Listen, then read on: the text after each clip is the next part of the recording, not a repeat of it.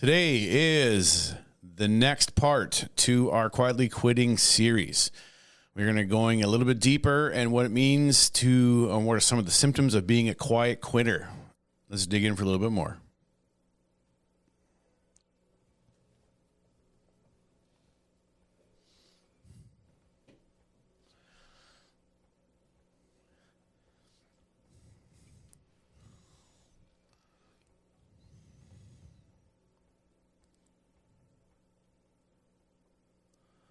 Welcome to we're in season 3, episode 2 of the Amplified Marriage Podcast.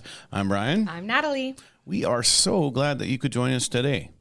And if you happen to miss last week's was part 1 of our Quietly Quitting series. It was actually quite a doozy, and we're looking forward to just digging a little bit deeper into what that looks like today. That's right. So wherever you are, whatever you're doing, you hear us say this every podcast: grab a snack, grab a coffee, grab a tea, grab your partner. You're not going to want to miss this. So let's do just a little gentle recap. Last week, we talked about the two things that are a big part of the quietly quitting fad or the trend that's happening in marriages. That's right. In relationships, couples. The first one was that you're just losing interest in each other. You're not engaging. You're not really wanting to spend time necessarily with each other. Right. What they like. Less. Yeah, you're communicating less. And again, quietly quitting really straight up is just all about communication. Now, 100%. here's the thing. I was thinking, even as we were getting ready, is that there's some people that just are poor communicators, but have a really okay marriage. Right, like they're just right, like they're still invested. It doesn't mean that they're quietly quitting. Yeah, although eventually the lack of communication will come back to bite them in the butt. But there's just people that are just bad communicators and just don't know how to deal with that. We're talking about those that just don't, that are walking through some of these things. So the first one that we talked about was you're just losing interest, like you're communicating less, and you're communicating, texting less and less. Right. And you're losing interest. So those are the first two. You're losing interest. Everything evolves around communication. Right. So your expectations and all of that, you're just losing interest because you're not talking about it. Right. So they kind of flow hand in hand. Absolutely. And so the next one, really all of these 4 that we have all tie in really well to each other. And so this next one is you're just not missing each other. Now, right, like, do you miss me when I'm gone? I do now. There's a song. Do you miss me when I'm gone? No. Okay. I'm going to miss you when I'm gone. Yeah. Okay. We're not going to do that. But you do now. Yes. What? I cannot say, or I can say honestly that there have been times where we were really struggling in our marriage that when you would kind of go out for the evening or whatever, I kind of breathed a sigh of relief because it meant that there was just peace. Meaning we weren't talking about anything which would start an argument, or we weren't discussing anything. I didn't have to find a way or shut down out of that. So there was an element of peace. Now, albeit you can label it peaceful, but it's just avoidance. It's like call it what it is. You're right? just we were avoiding having to deal with the topics because we didn't know how to fight.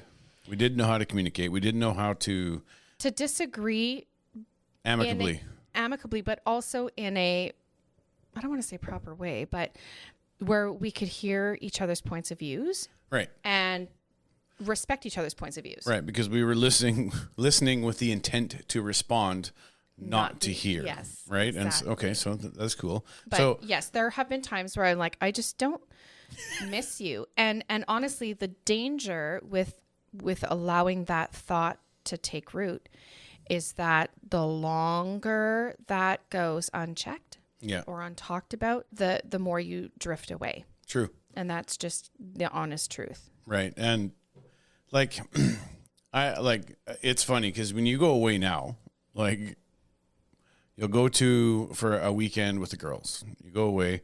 And I just found myself after the marriage was starting to be a lot more healthy and things were working out, is that I'd be sitting on the couch watching a show by myself, kids are in bed, and something funny would happen and I would laugh And I would laugh and point to, hey, did you? And you're not sitting there with me. Right. And I'm like, I'm just a weirdo now for laughing by myself in my own house, almost looking around to see if anyone around me is looking when I'm, but it was just that kind of like, I'm so used to having you there. I really enjoy having you there. And we're definitely not in a place where I miss you when you're gone. I don't like it when you're gone. No.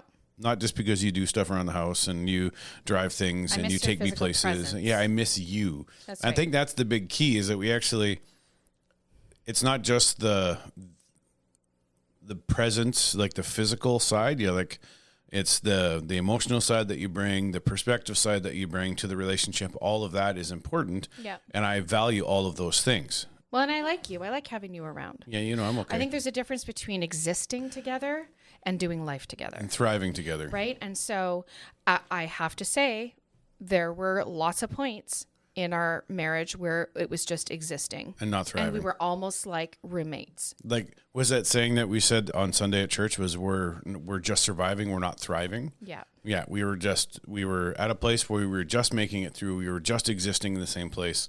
We weren't doing so well together. And the thing about when you miss someone and they come home, like there's that longing when they're gone, when you're in a healthy place in your marriage.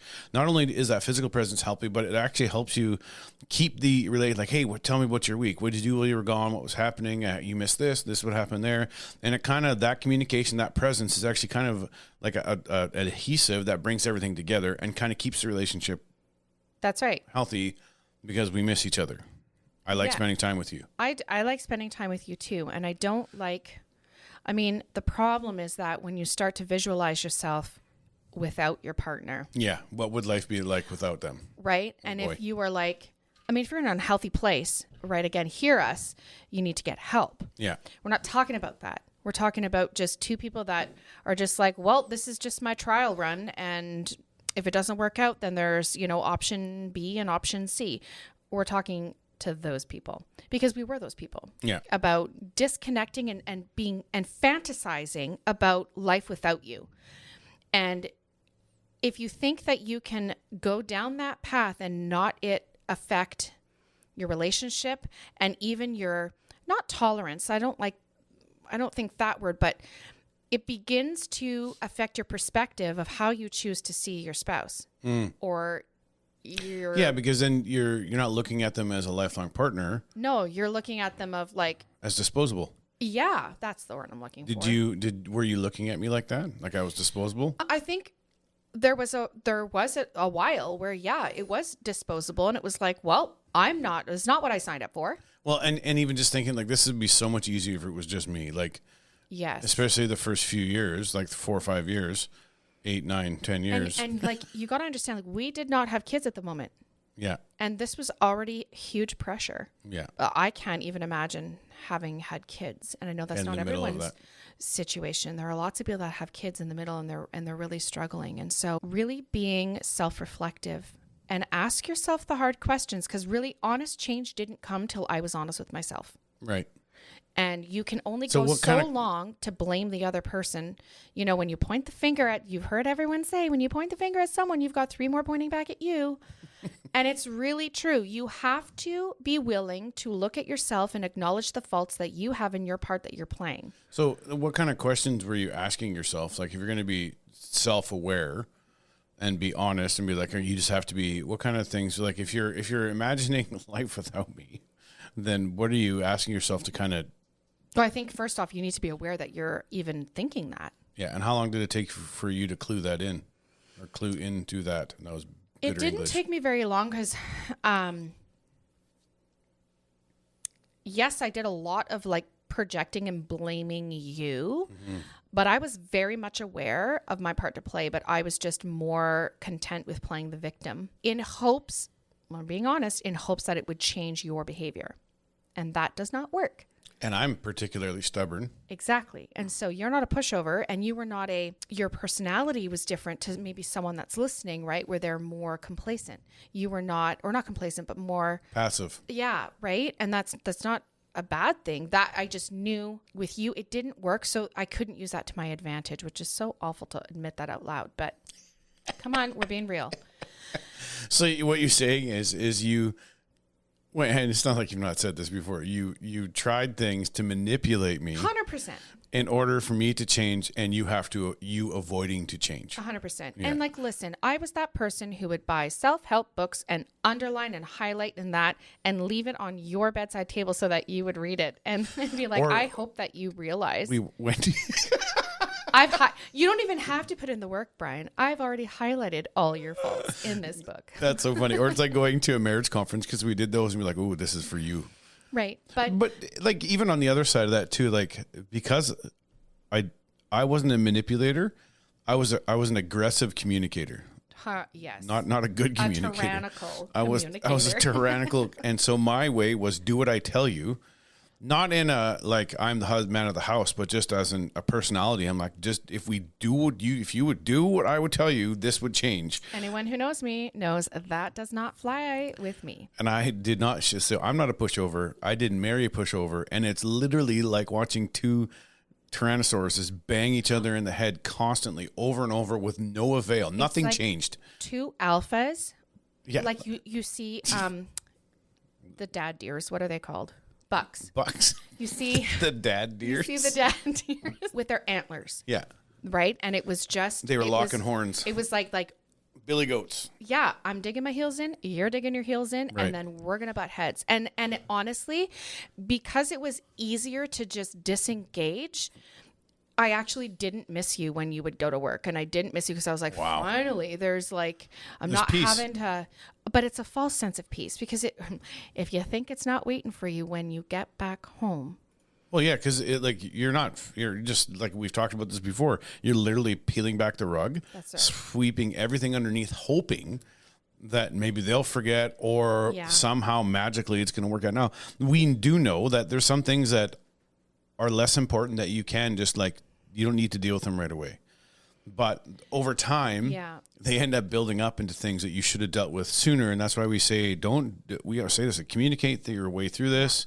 If you're if you're not missing each other, or you're like losing interest, or you're talking less and less, your physical connectivity goes away. And then you struggle with sex, you struggle with intimacy because you're not able to deal with any of those things and put things into perspective at all. It's all about what you're doing. That's right. Well, it's very selfish and also I liked spending time with you. And so here's the tricky side of it. I was willing to sacrifice the time that I enjoyed spending with you to avoid an argument. Right. And so and everything suffered. There was no physical connectedness. And I'm not just talking about holding hands. I'm talking about... Oh, there was no affection. There was no affection. There was barely any And sex. we didn't have... Here's the thing. We didn't have Facebook to lie about how well we're doing as a couple. No. On Facebook. Be like, oh, I love my partner and I love everything about them. Meanwhile, behind the scenes... great. Yeah, you see that all the time. Now, I wasn't... Because when we were early married, was the internet here? Well, yeah. We're not that old. It feels like it wasn't quite to the... Well, certainly wasn't to the degree it is now. But let me tell you, we could put on a show. Oh, boy, could we ever. We were master magicians. We were master illusionists because we could turn it on, and the charm, I mean. Yeah. When other people were around, we had... Dear friends of ours had no idea that we were struggling in our marriage, right. The length of time that we were, because whenever they were around, we were lovey-dovey, we were this and that. And as soon as the eyeballs, as soon as we got to the car, it was don't touch me, don't look at me, and fling your hand away. And as soon as we were walking to the car, it all just bleh. Right? Exactly. Even though we could see glimpses of how we were previous to that. Right. And that's how we were. We were always lovey-dovey. We were always holding hands. We were always physical connection in some way, shape, or form. You always had your hand on my arm, or you'd always have your hand around me, or, I'd have my arm through your arm. We had no problem with displaying affection. PDA. Even that wasn't enough to trigger, what are we doing? Yeah.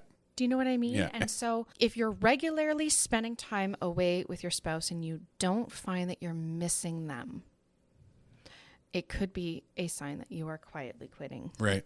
And just as we want to do a drive-by topic on this one, just a really quick one, is you're not disagreeing with each other. Like, right. I was saying this before. Because if you're going to communicate, there's going to be things you don't agree with the other person, and that's normal. And so if you get to that place where you're not actually disagreeing, like, I don't argue with people I don't care about. Like, if someone wants to come to me in Walmart and mention something to me in Walmart that I disagree with, I'm not going to fight with them because I don't care about you or your opinion. Right, you're not invested. I'm not invested in this relationship. But with my wife, I want to know her perspective, her thoughts, the things that are going on. Why do you think that way? How is this going to affect us? And your opinion is important to me. And your thoughts about things are important to me. But it can't just be important so long as it lines up with mine. And it doesn't always. Exactly. And I think that's healthy. The way we lead our house together and the way I lead this home, we have Christian values. We have direction that we want to go. We've not always agreed necessarily, say, on how we should discipline the kids, or maybe we should spend our money this way. Yeah. But that's where healthy communication comes into play, right? So that's just a drive-by. If you're not fighting or you're not disagreeing with each other, you might actually be quietly quitting because you just don't care what that person thinks about, which lines up with before we get the other three topics. The last one here that we have, if you are communicating and you're working through conflict and you're discussing areas of conflict and coming up with solutions and working towards that, you still care about your relationship. Right. When you go silent, that should be a warning to you that something is off. Yeah. Right. And so if I'm engaging in a resolution of a conflict, or I'm like, I actually don't agree, and I'm putting my inputs in. Yeah. I still care about the relationship. Absolutely. I'm still fighting for the relationship. Yeah. Word of caution to those that have chosen to go silent. Yeah. And the last one for today for this episode is, you take each other for granted. Yeah. Guilty. So 100%. We were talking about before this, just like you had this fear of abandonment. Yeah. That came out of nowhere. Like straight up. Like just this, like you're not going to leave. Well, we know why. Well, why we know why. Honestly, it was a subconscious projection of an experience someone else I know had.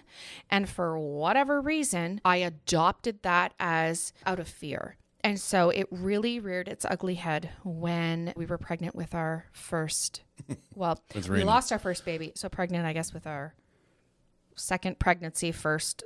Yeah. However they determine that. Anyhow, part of me, and we had a discussion ahead of time of like, hey, are we ready to have kids? Yes, we are. And then when I actually got pregnant, there was a fear of, what if he just said he was ready to have kids, but isn't actually? And now I'm just going to leave. And then I took that thought and I ran with it. Do you remember when we were at I would wake up out of a dead sleep and just be like, Brian! And you'd be like, I'm still here. I'm like right beside you. Yeah. And I was like, oh, okay. Yeah. And then I'd go back to sleep. And it was ridiculous. It was only with Rainin too. With the first pregnancy. So, but remember when we were at we did a music conference, a Christian music conference. Yes. We came to do some education stuff, learning, that kind of stuff. And we went to this conference, and Natalie went to a workshop with Carolyn Arends. Yeah. And if you have ever, side note, I don't know if she still is a country music star. She was a country music star? Yeah, she was in like the music industry, but like not in the Christian music industry. Anyways, she did a songwriting class, which was in a separate building.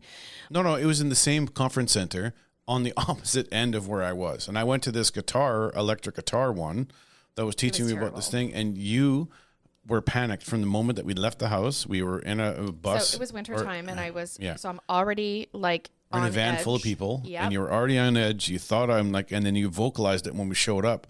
And you're like, Brian, you have to meet me. And we picked the kiosk. It was like kiosk number 4 at this place as soon as your thing is over. And mine went long. And this is back before either of us had cell phones. We just made communication plans. We communicated where we're going to meet. Mine went like 10 minutes long. And when I arrived at this kiosk, surrounded by people, she was standing next to this coffee thing in tears, thinking that I'd left her in the middle of the conference. And then there was another time, this one makes me laugh. I was working in Alberta in Red Deer at a place called Trail Appliances, and the place closed down at 6. We had someone show up at 5 to 6 to pick up like 18 pieces of appliances. Like they wanted 18 appliances. And so all of our phones, business phones, all these things are when I was pregnant. All of the phones turn off, and our cell phone had died. So I plugged it in, I said I'm going to be home a little bit. And so this took us about half an hour, 45 minutes to do. I get home and she yells at me, like just freaks out as soon as I walk in the front door. He's like, I got off at 6. At 6:45, I walked into the door, and I'm 5 minutes away from work. Mm-hmm. Walk into the door, and she starts freaking out, like yelling, why didn't you tell me where you were? And I said, sweetie, I'm just going home. She had called the fire department. She had called the police department and the hospital in Red Deer to see if, hey, did you get a guy named Brian coming in? And I'm like, sweetie, I had a guy that was late. Like, I felt really taken for granted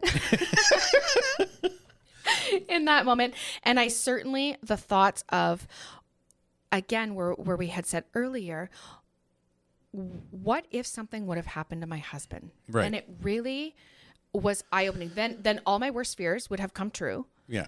And it really, in the most awful way to bring that reality to the surface, it was like, I really love this man. What in the world? Like, where is this deep-seated thing coming from? And I just encourage you that if you are oblivious to the concerns and the care of your spouse, and you are just kind of like, I said I love you on our wedding day, or I said I loved you at the beginning of our relationship, nothing's changed, and if it has, I'll tell you. You cannot go through life with that mentality. No, absolutely not. It's like you have to, it's such a weird, you have to care about the things that you each other care about. You've heard about this before, or at least pretend that you do. Like, I don't care about crafts or Michaels or like Home Sense, or I don't give a rat's patootie about any of those things. And it annoys me when I have to go into them, but I'll go shopping with her and mostly happy-ish, sort of now, maybe kind of. I'm less attitudinal than I was before. There's a gentle peace for me when I go to this place. I kind of just don't like it at all, but I'll go with a bit of an okay attitude. Because it's important. And you know, I said nothing that whole time. Wow. There's sometimes, like, let's just talk about the definition of taking someone for granted is to show no appreciation for or to undervalue them. And you can't just expect that that you expect the other person to show appreciation for the things that you care about. Right. And, you know, and to toot your horn when you do something nice for them. Yeah. You have to be aware. And it's reciprocal. Absolutely. Like, it can't just be one or the other. I mean, you can go like that for a while. And here's the thing. There's ebbs and flows in marriage. There's ebbs and flows in every friendship, every relationship, every marriage, where sometimes I'm having to be the encourager more than I would have, say, previous time. And there's other because Natalie's, she's down or she's struggling with work or whatever's going on. The kids are being tough and she's just like not in a good headspace. And then vice versa. There's times where I'm just like, man, I'm overwhelmed with whatever is going on. I just feel angry or frustrated. Things are going on. And she's the encourager there. And that's like her strength ends up lending itself to be my strength. Right. But the only way you can get to that place is by actually understanding the value that person brings to you in your relationship, and not taking that. And like, I can't think of any couple that has been married for a long period of time that has never honestly said, hey, I did take them, like, and lie about, no, I've never taken them for granted. There's times there are people that are like that. Yeah. But any relationship that I've been to, even if you have a good relationship, there's times, especially when you have kids, and you're going from place to place, and you're having to. I talked to a friend of mine today who's like, in the last week, I feel like I was driving 80 kilometers a day, and it just doing things for the family and the kids is so easy to get into this mode where you don't appreciate or value the other person. That's right. And think that what you're doing has more impact, or and you're just looking at them as an accessory in the relationship as opposed to the partner that you value the most in the relationship. Does that make sense? Totally. And that you're, again, back to that point of like, we felt like we were roommates. Yeah. And so the effort that one puts in takes a hit because you're like, they're not going anywhere. Right. And there's this false sense of security that not engaging and not being present with your spouse and not communicating well, there's this false sense of security that that's just enough. I mean, we're married, so that is the clincher. And you have to understand that it could possibly be a slow death. Because if I just took you at how you were when we got married and then put no effort in it, it was like, you're here, but I don't see you. Yeah. And I don't care what you're doing. Sure, go out. Sure, do this. Sure, do that. Oh, you're not going to do that? Fine. No skin off my shoulders. Oh, we would have been done a long time ago. Right. And so you have to choose. It's a choice. You have to choose to be engaged about, hey, how was your day? I really appreciate whether or not words of affirmation is your love language or not. Everyone wants to know that they're doing a good job or that people see them. Yeah. And whose opinion, aside of God's, but like in front of me, whose opinion matters more? Yours. Mm-hmm. And if I never hear from you, hey, I see you. You are doing such a great job. I love how well you take care of me and how well, however that looks for you, fill in the blanks. And I didn't say that to you. We're both responsible. Mm-hmm. Right? And then there comes in that sneaky, I'm taking you for granted just because you're here. Yep. Or just because I have a ring on my finger. Right. That's not enough. That doesn't mean you put a ring on it and then all of a sudden you stop trying. Right. And it really could be true. Maybe that you or your spouse aren't going anywhere. But if you want to have people, why leave room for interpretation? Oh, well, why settle? No. Why settle for not having the best relationship you can possibly have? And sometimes in the relationship, it's not about money spent on each other. It's not about necessarily about gifts and the amount of, and we went away for a $10,000 weekend and like I bought her flowers every single day for like, it's like sometimes. That's you then. Awesome. Yeah. Cool. I'm glad you can do that. But what I'm saying is it's the little things in your relationship that are going to make a big difference in how you communicate with each other. Right. It's those little steps, the tiny steps of discipline to just love each other. That's right. Through everything that actually build up to, hey, we have a really healthy relationship now. And when things happen, I can actually rely on Natalie now more than I've ever been able to because our relationship is so much more healthy. It's so much more driven. We're ambitious together. We love our kids together. We communicate about everything together. We do church together. We have good friends together. Like all that's together because we've worked really hard to communicate and make sure we choose the right people. Right. We have the best relationships and we work really hard. And do we do things well all the time? No. I wish I could say that we date. Figured this out. Yeah, we figured this out and we're like, yeah, this is what we did. And this is, and it's not like that at all. Like not. We can tell you to date and there could have been like, hey, you need to date your spouse. And it really could have been, we haven't been on a date for 2 months, right? Like it really is the truth. And the things that we're telling you, we've had to fight through and struggle through. If we look back to our relationship, every one of these quietly quitting things were us. Yep. And there's shades of those things occasionally, even now, because we just have to really be intentional. I thought that's the word. Be intentional. Mm-hmm. It's not just a matter of being in the same place as your spouse.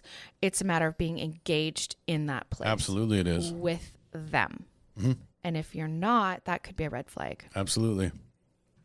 Well, man, that was a really good. Ended up being a really great conversation. Mm-hmm. I love how it always turns out like this. Any final thoughts? Choose. Everything that we talk about comes down to a choice. Ooh. And you can choose to disengage. It's like that in parenting. It's like that in any kind of relationship, friendship. Make the choice. As soon as you've made the choice that you are present for the other person, then make sure that you are present for the other person in word and in deed. Yeah. I think my final thing would be accountable. Be accountable, but take responsibility. Huge. Just like what you said at the beginning is I did all of these things expecting me to change. Mm-hmm. Before you finally had that conversation with yourself, and like, man, I got to do something about me. Yeah. And what an awakening that was. That was really prickly because that's a real hard place when you take an introspective look at yourself and realize you are a problem. Right. Wow. That's really good. Well, it's funny how we do this. And sometimes we just hear different things about our relationship that we didn't know before that we talked about, but then you're like, man, it's just different questions. I love how that works out. So glad that you could join us for this episode of the Amplified Marriage Podcast. If you have been enjoying this, it really does mean a lot when you actually share this on Facebook or Instagram, or don't keep it for yourself. Let other people know. Our mission with this whole thing is just to be able to help as many couples, equip as many couples, and let as many people know that the things that they're going through, aren't just things that they're going through, that other people have struggled as well. So again, you hear us say this all the time. If there's any topic or anything that you disagree with or you want to add to, I'd love to have you on there. If you have a question you want to ask us, we would love to hear from you. And as you've heard us say all the time, we 100% with all of our hearts believe that our marriage can be reset, refreshed, recharged, and restored. Thanks so much for listening. Talk to you soon.